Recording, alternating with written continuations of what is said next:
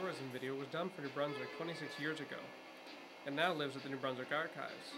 It can be watched only because the machine to play it has been preserved. Archivist Rob Gemmell has to maintain recordings over more than a dozen media formats. Very first videotape. Machines are about as tall as the towers that we put all our machines into now. The tower looks like a nightmare vision of the average home entertainment center. Instead of the DVD player simply not working, you get this.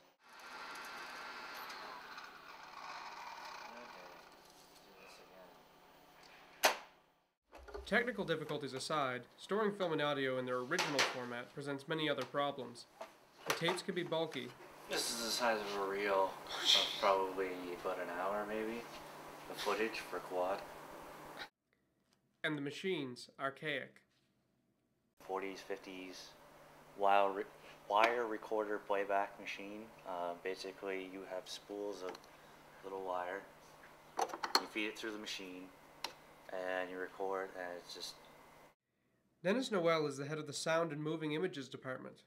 Among other things, he has to decide which records are worth hanging on to.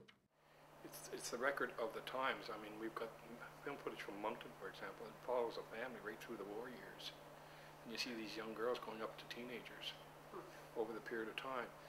You see things about in Moncton of the... The archives began storing video and audio records in the early 1970s. These are some of the most expensive records to store. The archives is also always looking for playback equipment. On that front, Alain Doran sees digitization as an advantage. More stable. Now we are going, of course, to the digital technology. And the advantages to go that route, I guess, is that you're breaking the